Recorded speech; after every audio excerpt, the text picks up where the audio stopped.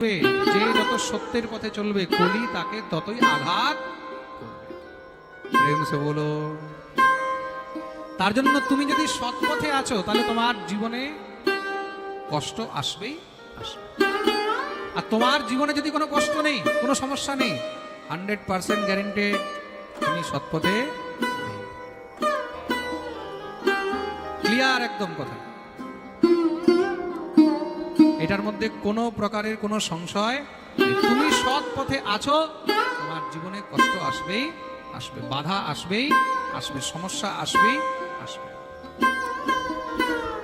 প্রেম সে বলো। তুমি সৎ পথে নেই, তার মানে কলি তোমাকে আরো সহযোগ করবে, কলি তোমাকে সাপোর্ট করবে। কিন্তু মনে রাখবে, কলি তোমাকে সাপোর্ট করবে আর ভগবান তোমাকে সেখানে ত্যাগ করবে। আর যদি তুমি সৎ পথে থাকো, কলি তোমাকে নামাবার চেষ্টা করবে, তোমার পা ধরে কলি টানবে, কিন্তু গোবিন্দ তোমার হাত ধরে তোমাকে এখান থেকে তুলে এনে।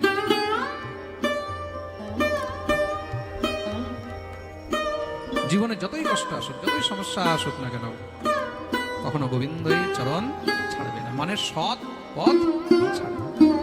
তুমি শরীরের সঙ্গে যদি নীল রং ঘষো তাহলে শরীরের মধ্যে নীল রঙই পাবে, লাল রং পাবে না, তাই তো? আর লাল রং ঘষলে তাহলে কি হবে বলো? লাল পাবে। তদ্রূপ বৈষ্ণব সঙ্গ করলে তখন তুমি বিষ্ণুর কৃপা পাবে, গোবিন্দের কৃপা পাবে। আর বিষয়ী জীবের সঙ্গ করলে তখন তুমি বিষয়ী জীবের কৃপা পাবে। কেন? যেমন সঙ্গ তেমন রঙ্গ। তুমি যার সঙ্গ করবে তুমি তারই প্রভাব নিজের মধ্যে। তার জন্য বৈষ্ণব সঙ্গ, সাধু সঙ্গ। এই ভাগবতের মধ্যে সন্মোহিনী শক্তি আছে। কেউ যদি আপনাকে জিজ্ঞাসা করে, ভাগবত আপনারা অনেক শুনেছেন হবে, আজকে একটা নতুন জিনিস পাচ্ছেন যে ভাগবতের মধ্যে কোন শক্তি আছে, কি উত্তর দেবে? সম্মোহিনী শক্তি রয়েছে। কোন শক্তি? বড় থেকে বড় পাগলকেও মহারাজ একদম টেনে নিয়ে এসে ঠিকানায় লাগিয়ে দেয়। যারা ভগবানকে মানে না তারাও ভাগবত শুনলে ভগবানকে মানতে বাধ্য হয়ে যায়। যাদের কৃষ্ণ নামে রুচি নেই, 10 মিনিট যদি ভাগবত শুনে আপনি আপ তাদের মন আকর্ষিত হয়ে যায়। এটাই হলো ভাগবতের শক্তি। ইয়া সম্মোহিত জীব আত্মানম ত্রিগুণাত্মকম। সম্মোহিতম জীব, প্রত্যেক জীবকে সম্মোহন করার যার মধ্যে শক্তি রয়েছে সেটাই হলো শ্রীমদ্ ভাগবত। ভাগবতের শক্তি হলো কি? সম্মোহিনী শক্তি। ভাগবতের মধ্যে 24 অবতারের বর্ণন রয়েছে, খুব মন দিয়ে শুনবে। ভগবানের অবতার 24টি বলা হয়েছে। কয় অবতার? 24। কি কি? সনকম বরাহ নারদম। প্রথমে হলো সনকাদি মুনি, ব্রহ্মার 4 পুত্র রূপে ভগবান অবতার নিয়েছেন। সনক, সনন্দন, সনাতন আর সনত কুমার। দ্বিতীয় হলেন বরাহ অবতার, তৃতীয় হলেন নারদ, চতুর্থ হলেন নরনারায়ণ, পঞ্চম হলেন কপিল, ষষ্ঠম হলেন দত্তাত্রেয়, সপ্তম হলেন যজ্ঞ ভগবান, অষ্টম হলেন ঋষভ, নবম হলেন পৃথু, দশম মৎস্য, একাদশ হলেন কুর্ম, দ্বাদশ ধন্বন্তরী, ত্রয়োদশ মোহিনী, চতুর্দশ নরসিংহ, পঞ্চদশ বামন, ষোড়শ হলেন পরশুরাম, 17তম বেদব্যাস, 18তম রাম, 19তম বলরাম, 20তম কৃষ্ণ, আর 21তম অবতার হলেন বুদ্ধ। বুদ্ধ বলতে কোন বুদ্ধ? এটা কিন্তু গৌতম বুদ্ধ নয়। কিকট দেশে সুজাতস্ত। ভারতের মধ্যে কিকট দেশে, কিকট দেশ বলতে যেটাকে আমরা মগধ প্রান্তীয় মানে বিহারের মধ্যে বলি, বর্তমান যেটা গয়া, বর্তমান যেটা গয়া, এই গয়ার অত্র অঞ্চলকে কিকট দেশ বলা হয়। কি বলা হয়? জোরে বলো। এটা জেনে রাখো, মহাভারতের মধ্যে গয়ার অত্র অঞ্চলকে কিকট দেশ বলা হয়েছে। কি বলা হয়েছে? সেই কিকট দেশের মধ্যে ভগবান বুদ্ধের অবতার হয়েছে। ভবিষ্য পুরাণের মধ্যে বুদ্ধ অবতারের বিষয়ে খুব সুন্দর বিস্তারিত বর্ণন। অনেকে বুদ্ধ অবতার বলতে কনফিউজ হয়ে যায়, সবাই বুদ্ধ বলতে গৌতম বুদ্ধকে মনে করে। বস্তুত গৌতম বুদ্ধ নয়। সেই গৌতম বুদ্ধ তিনি জগতের মধ্যে পাখণ্ড প্রচার করেছেন। কি প্রচার করেছেন? পাখণ্ড, নাস্তিকবাদ। তিনি বেদ, বেদান্ত, শাস্ত্র এইগুলোকে সব আস্তে আস্তে একদম নির্মূল করার জন্য পাখণ্ডকে সৃষ্টি করেছেন, যেটাকে মায়াবাদ বলা হয়। কি বলা হয়? জোরে বলো, মায়াবাদ। দেব পূজা, ঈশ্বর পূজা, ভগবত পূজা, আরাধনা, ভজন, সাধন পদ্ধতি, এগুলো সব তিনি নষ্ট করে দিয়েছেন। তার জন্য সেই বুদ্ধকে মায়াবাদী বলা হয়েছে। বস্তুত যে এখানে বুদ্ধের অবতার বলা হয়েছে সেটা হলো নিকট দেশে অন্তর্গত যে বুদ্ধ অবতার হয়েছে সেই বুদ্ধ। 22তম অবতার কলির অন্তে হবে, নাম হলো কল্কি। বলিয়ে কল্কি ভগবান কি। দুটি অবতার হলো গৌণ অবতার। কি কি? হংস আর হয়গ্রীব অবতার। যে স্ত্রী স্বামীর নিন্দা করে আর তারপরেও স্বামী যদি সেই স্ত্রীকে নিয়ে ঘর করে, তার মানে সেই স্বামী সাক্ষাৎ নরক ভোগ করে। তো মন দিয়ে শুনবে, এমন অবস্থায় কি করা উচিত? স্ত্রী যদি বারবার স্বামীর নিন্দা করে, তখন এমন স্ত্রীকে তৎক্ষণাৎ পরিত্যাগ করে দেওয়া উচিত। যে তোমার নিন্দা করছে, তুমি তাকে নিয়ে ঘর করছো, শাস্ত্র একদম শুদ্ধ, স্পষ্ট রূপে নিষিদ্ধ করে দিয়েছে। তার জন্য স্ত্রীকে ভুলেও কখনো স্বামীর নিন্দা করতে নেই। প্রেম সে বলো, স্ত্রী যদি স্বামীর নিন্দা করে, এমন স্ত্রীকে পরিত্যাগ করে দিল, তার কোনো দোষ। কিন্তু কোন স্ত্রী যদি নিজের স্বামীকে মন প্রাণ দিয়ে ভালোবেসে থাকে, কোন স্ত্রী যদি মন প্রাণ দিয়ে সবসময় স্বামীর গুণগান করে, এমন স্ত্রীকে যদি কোনো পুরুষ ত্যাগ করে, তাকে সাক্ষাৎ নরক ভোগ করতে হবে। বলো, ভাগবতের মহিমা যত বর্ণন করা যায় ততই কিন্তু কম। ভগবান বলছেন, যেই জীব নিত্য আমার কথা শ্রবণ করে বা নিত্য যদি ভাগবতের একটি শ্লোকও পাঠ করে, শ্লোকম ভাগবতম চাপি শ্লোকার্ধম পাদমেব বা লিখিতম তিষ্ঠতে যস্য গৃহে তস্য বসাম্যহম।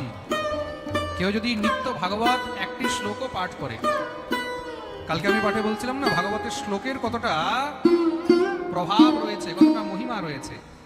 একটি শ্লোকও যদি না হয়, অর্ধেকটি শ্লোকও যদি আপনি নিত্য পাঠ করেন, ভগবান তাতেই আপনার উপরে প্রসন্ন হয়ে থাকেন। যেই ঘরে ভাগবত থাকে সেই ঘরে ভগবান নিবাস করে। 2 নাম্বারির কামাই যেখানে হবে সেখানে কলির বাস হবে, সেখানে কখনো শান্তি হবে না। প্রেম সে বলো,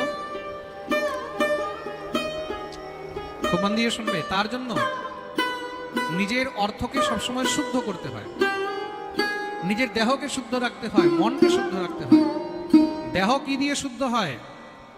দেহ সাধুগুরু বৈষ্ণবের সেবা করে শুদ্ধ।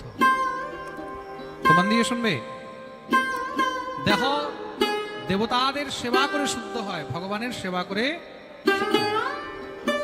আর মন কি দিয়ে শুদ্ধ হয়? মন একমাত্র হরি চিন্তন করেই শুদ্ধ হয়, কৃষ্ণ চিন্তন। তুমি যদি মনে ভগবত চিন্তন না করো, সৎ চিন্তন না করো, তোমার মনের মধ্যে দুশ্চিন্তন আসবেই আসবে। জমিতে খুব সুন্দর চাষ হচ্ছে, তা চাষের জমির মধ্যে তুমি যদি সেখানে বীজ না দাও, 2-4 মাস বীজ না দিলে কি হবে? বলো, জমিতে কি হবে? আগাছা উঠবে।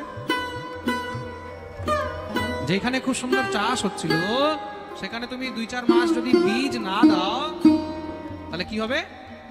হ্যাঁ, আগাছা উঠবে, আলতু ফালতু মহারাজ জঙ্গল হয়ে যাবে। তদ্রূপ এই মন, তদ্রূপ এই চিত্ত, তদ্রূপ এই ইন্দ্রিয়। তুমি যদি এগুলোকে পরিষ্কার না রাখো, এখানে যদি তুমি কৃষ্ণ নাম রূপী, হরি কথা রূপী, কৃষ্ণ ভজন রূপী বীজ মাঝে মাঝে না দিতে থাকো, তাহলে বিষয়ের জঞ্জাল সবসময় আগাছা হয়ে এখানে উঠবে। এটার মধ্যে কোনো সংশয় নেই। আমাদের মনের মধ্যে হিংসা, দেশ, ঈর্ষা, পরনিন্দা, পরচর্চা, এগুলো কখন ভিতরে ঢোকে? যখন আমরা অন্তরে কৃষ্ণ ভাবনা থেকে বঞ্চিত হয়ে থাকি। বীজ দিচ্ছ না, মনে রাখবে, জল পাচ্ছে না, সার পাচ্ছে না, তাহলে কি হবে?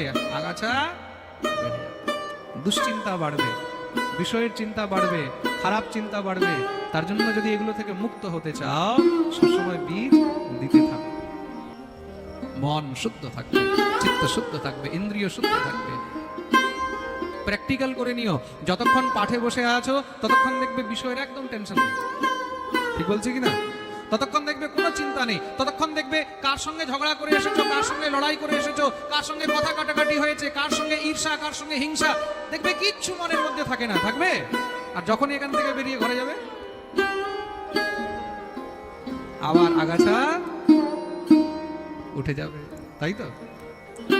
তার জন্যই বলা হয়েছে সবসময় হরি চিন্তন করতে, সর্বদা হরিকে ভাই করিবে, হরিনাম কৃষ্ণ নাম করতে থাকো, ঘরে থাকলেও পাঠ শুনতে থাকো। যেই জীব ভগবত ভক্তি থেকে বিরত থাকবে সে সবসময় দুশ্চিন্তায় থাকবে, কোনো সংশয় নেই তার মধ্যে, বিষয়ের চিন্তন থাকবে। কেন? সংসারে চিন্তন দুই প্রকারেরই হয়। কি কি বলে? হয়তো জগতের চিন্তন আর নয়তো জগদীশ্বরের চিন্তন। তুমি যদি জগদীশ্বরের চিন্তন না করো তাহলে জগতের চিন্তা হবে, জগতের চিন্তন যদি তুমি না করো তাহলে জগদীশ্বরের চিন্তন।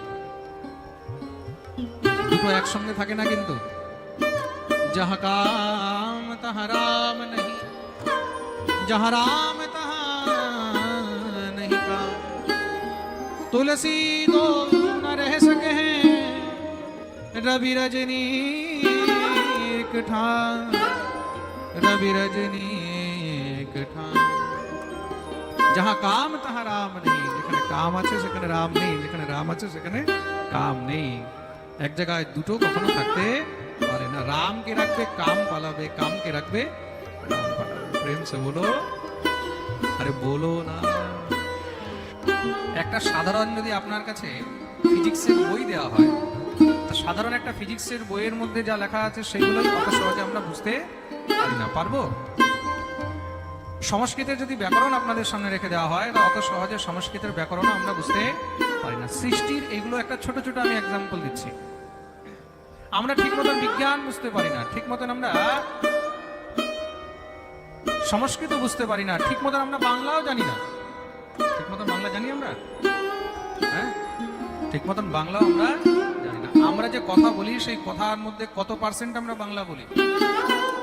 আমাদের বাংলার মধ্যেও কত রকমের ভাষা মিক্স আছে। তার মধ্যে আমরা মাঝে মাঝে ইংলিশ বলছি, মাঝে মাঝে উর্দু বলছি, মাঝে মাঝে আমরা তার মধ্যে হিন্দি বলছি, কত কিছু মিক্স রয়েছে। পুরোপুরি আমরা বাংলাও কিন্তু বলতে পারি না। অনেক শব্দ এমন আছে যেগুলো হয়তো আমরা বাংলাও জানি না। এখানে অনেকজনকে যদি জিজ্ঞাসা করা হয় টেবিলকে বাংলায় কি বলে, হয়তো অনেকে বলতেও পারবে না, তাই তো? প্রেম সে বলো। অনেককে যদি বলা হয় গ্লাসকে বাংলায় কি বলে, হয়তো অনেকে বলতে পারবে না। পারবে? আমরা জানি গ্লাস, কিন্তু গ্লাস তো বাংলা শব্দ নয়। বুঝতে পেরেছো জিনিসটা? তা আমরা নিত্য যেটা উপভোগ করছি সেটাই আমরা জানি না, সেটার বিষয় বুঝি না। আর যে এগুলো সব সৃষ্টি করেছে তাকে আমরা বুঝতে পারবো? পারবো কি? যিনি সমস্ত জগতের নিয়ন্তা, যিনি সমস্ত জগৎকে চালাচ্ছেন, এই ছোট একটা বুদ্ধি দিয়ে এতটুখানি ব্রেন আমাদের,